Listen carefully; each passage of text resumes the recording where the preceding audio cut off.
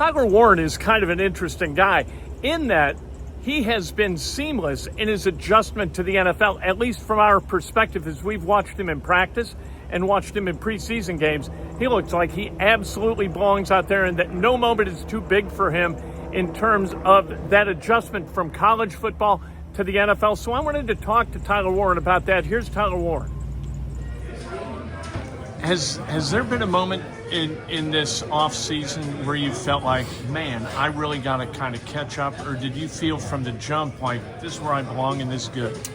I think coming as a rookie, there's always going to be, learning curves and stuff and getting used to it. But I think I've had, good tight end room around me that's been very helpful, and that's helped me kind of get over that stuff. But it's been I feel like normal, right? You come as a rookie, there's going to be stuff you got to learn, but it's been good, healthy learning.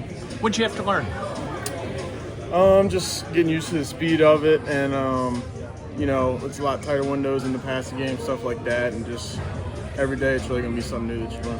Has the kind of quarterback competition and then the resolution of the thing, have you ever gone through that at the college level? Obviously, I don't think you did at the high school level, but you ever go through that before? Yeah, I think it's honestly kind of like that pretty much everywhere you go. There's always going to be a competition. Some guys are more solidified, starters across the league, but I think every year is going to be competition. So it's good for an offense and it's good for the quarterbacks to get better. Does that feel the same for you among the tight ends? Like those are your brothers and that's your room, but at the same time you're competing with those guys?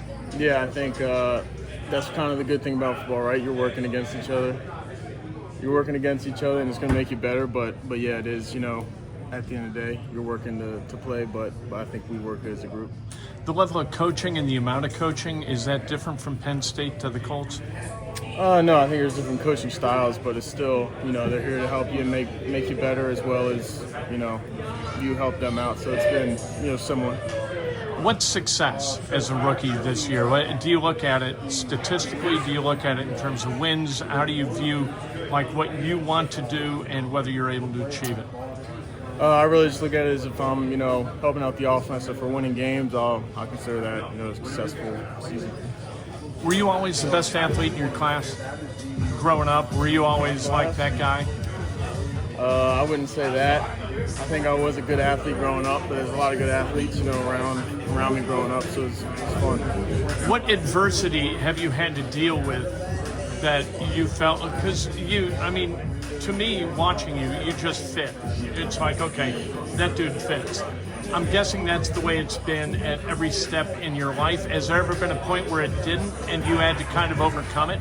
Yeah, I think really every time you get to a new level, like in college, it took me like a year before I was really out there being able to effectively play tight end. I think here, when I first got here, there was a curve and I had to get better when I got here. But yeah, I think it's natural to kind of have to work into that role and not automatically just, fit into where you're at. Statistically, and I think you've talked about this maybe at the Combine, but statistically, as you moved through at Penn State, like that last year you were statistically awesome, right? But prior to that, not so much. Was that frustrating not to be used at a level that you thought maybe your talent deserved?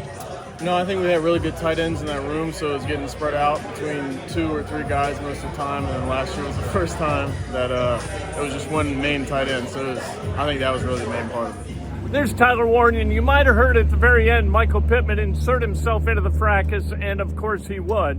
That's what he does. And so, any conversation at that point with Tyler, here's what I think Michael Pittman does.